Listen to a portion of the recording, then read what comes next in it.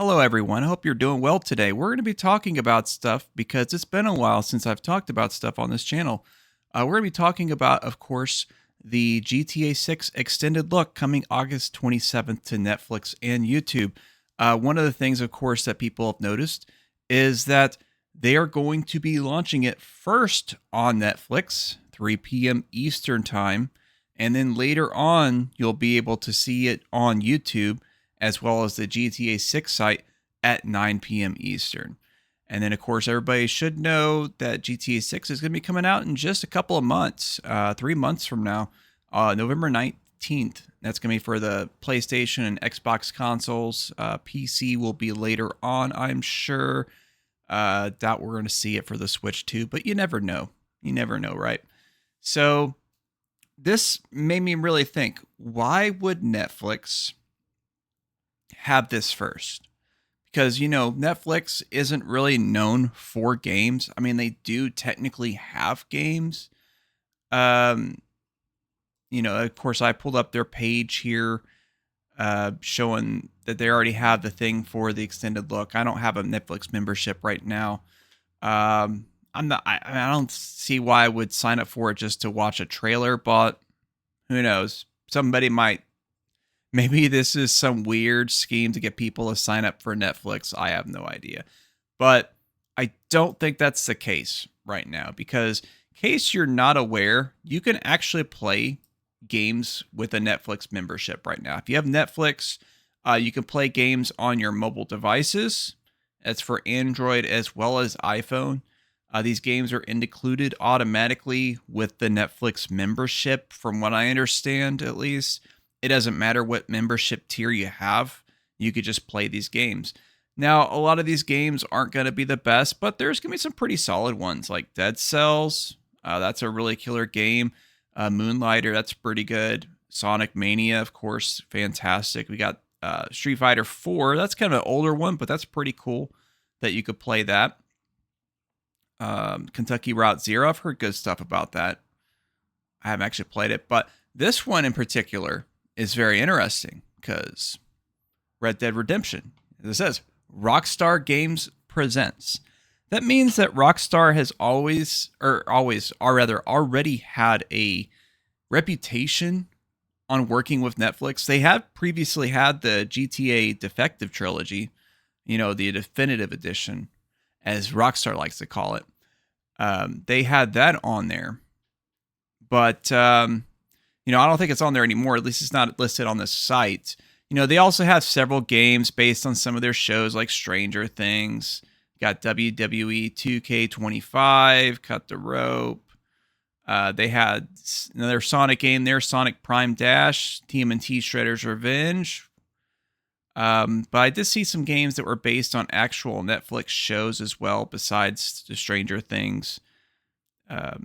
Yeah, you can see there's quite a few titles there. Emily in Paris. Okay, yep. Singles Inferno. Oh, goody good, goody good. Love is Blind. Oh boy, Too Hot to Handle.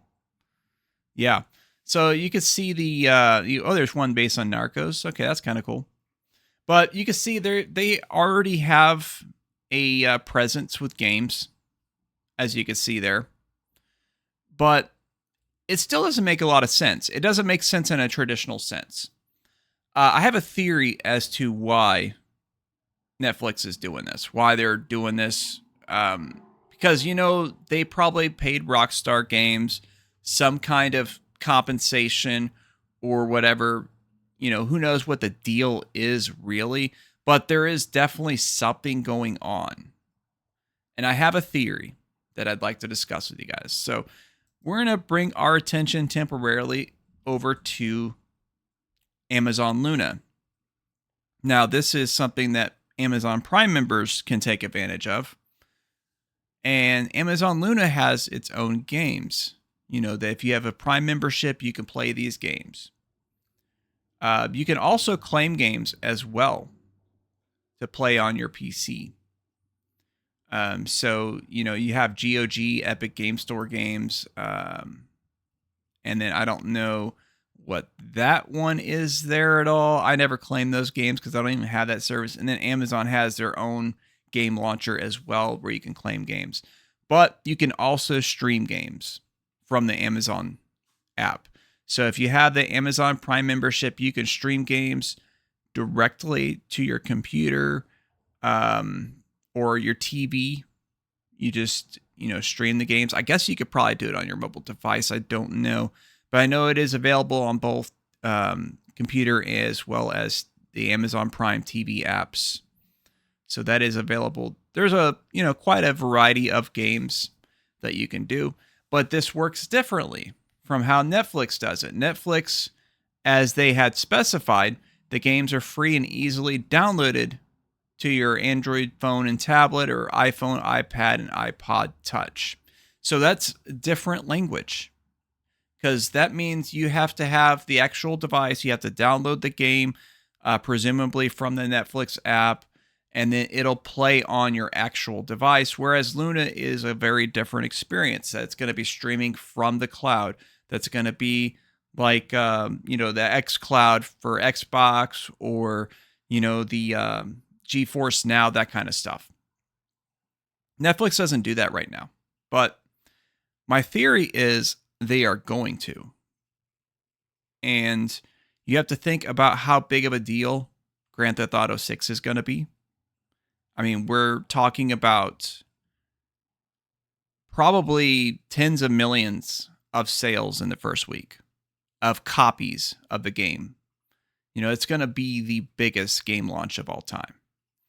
But there is a little bit of a problem with that. And that's the crazy expensive prices of gaming hardware.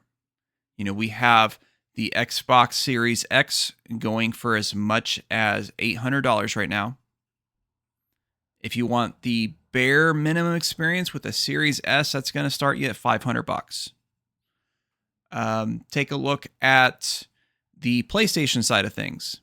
You're going to be spending $600 minimum for a PlayStation 5 digital edition. If you want a PS5 Pro, that's going to cost you $900, $950, whatever it is. It's like $900. Absolutely crazy. A very different market from what we had when Grand Theft Auto 5 came out. That came out towards the tail end of the PS3 and Xbox 360 generations. You were able to easily get either of those consoles for $200 or less at the time that game came out. Even factoring in inflation, because people will constantly talk about, oh, this game console that you're talking about being $200. Well, in today's terms, inflation would be like $500. That's not the case at all for consoles from then. Like, yeah, it probably would have been like maybe $300 or $350 even if we were factoring it for today's inflation. That's still quite a bit less than what they cost today with today's prices. And it's only going to get worse because of the AI data center push and everything like that. And ironically, streaming is going to be one reason for the AI data center push because the game companies, they are really pushing for streaming. Actually, I forgot to pull this up. Let's see. Let me see if I can find the actual article. Yeah, right here from Eurogamer. We'll be streaming our games in 3 years, says Take-Two boss, raising some post-release questions about GTA 6. I think there is a reason why he said that statement. Because he technically is an insider on this. Because I think there's a very good chance that Rockstar Games or Take-Two or some combination thereof has made a deal with Netflix to make GTA 6 available to play streaming through the Netflix service. How that's going to look, I don't know. I don't know if that's going to mean that there's going to be some kind of change to the Netflix app. Maybe you would have to pay for the higher tier of Netflix to have this available. Maybe Netflix is going to be introducing some kind of tiered setup for some of these games. We have the mobile style games that you could just run on your phone, but maybe Netflix is wanting to take this to the next level and offer more premium style games on their platform. Games that you can't simply play on a phone, or at least very easily. Although I imagine there's probably some of those titles that could theoretically work on a phone, at least a very powerful phone. Uh, but I digress. I think that's really where we are going right now with this. I think that's what's going on with this. And I'm curious to see how this is going to change things because, the streaming game push, that's been a thing for a while. I actually was a user of the OnLive platform, which is an old streaming game service from back in 2011, I want to say. And obviously, things have changed quite a lot since then. I was able to use the online service on my computer. It worked mostly pretty good, although there were some issues, of course. And it was limited to just 720p resolution. You weren't able to get past that, which was definitely a major bottleneck in terms of visual fidelity, because on top of that, you have the compressed video feed, which definitely dampened the overall visual fidelity. Nowadays, internet speeds are a lot faster. The technology has improved a lot for the streaming service, because I also had previously used Google Stadia. And, that was actually quite a bit of an upgrade over what OnLive had offered. And that was over a span of, I want to say that was 9 years later, 8 years later, something like that. Yeah, I want to say it was maybe not even that, because I actually beta tested Assassin's Creed Odyssey when it was just called Project Stream. So it was before Google Stadia even officially launched. And I did a video way back in the day talking about my experiences with it, and that was actually pretty nice. And the technology has only improved ever since. For nowadays, I'm really not that interested in streaming. I really like the technology. I like that aspect of it. I do like using streaming features, like, for example, with Steam Remote Play, where you can play couch co-op style games with your friends using just the one copy of the game, and you could stream it. We've been playing through some games like Broforce, or not Broforce, but Brotato, using that feature because it doesn't have official online support, but that's a way you can play together with your friends online. I like that aspect of the technologies. The streaming games, there is a lot of cool stuff to it, but I don't want that to be the mainstay of the market. I don't want that to be the only way you can play these games at the same time. We as gamers, we need to have the ability to be able to play the game locally on our own hardware that we own, that we pay money for, that we can afford, obviously, because if you can't afford it, you can't buy it, right?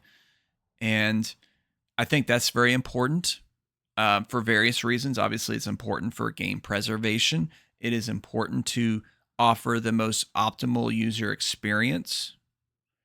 And it is important for ownership, because if you have to stream all of your games, then you are going to be relegated to such a chaotic marketplace that can decide at any time that you no longer have access to any games that they choose. That could be for a variety of reasons. Now, I have my PC here, got my consoles. Those games, the PC, I download games on Steam, GOG, Epic Store. I can play all those games. The consoles have their own digital marketplaces that you can download games. I have physical copies of games for those. I can play those games. And there are some exceptions, of course, to that. But most of the time, if the internet goes down for any reason, I could still play the games. There are, of course, exceptions to that. But when it comes to a streaming service, there are no exceptions. You won't be able to play any of the games because they're not running on your hardware at all. And it's it's good for purposes like casual play, somebody that only plays a couple of games here and there and they're not serious about it. It's probably a really good option. That may be applicable to some people that are interested in Grand Theft Auto 6. Maybe they don't play very many video games at all. They could be amongst the majority of people that buy like an average of 2 games a year or less in some cases. And, you know, maybe they can't even afford a PS5 for $600. They can't afford a Series S for $500. This will give them an entryway into being able to play what's bound to be the biggest game launch of all time. And that's a really smart move from Netflix and from Rockstar Games to kind of make this push. But it may be a problem. It may be a major problem coming up. But yeah, I don't know. Let me know what you guys think about this. Do you think this is a viable thing for them to do? Because, I mean, I think it is. I think it is. I mean, we have all these data centers now. And this would be one of the things they would use them for. Especially since we can't even afford RAM anymore. But that's another story entirely. Thank you very much for tuning in. I appreciate you all watching. Be sure to check out the video above me. That was the most recent video that I did. And I think it was a pretty good one, honestly. At least I remember it being. And in the other corner, the algorithm's going to send something fire to you. I think you will dig it. Please check it out. And thank you very much again for watching. If you haven't, please be sure to subscribe. And that's going to be the last line.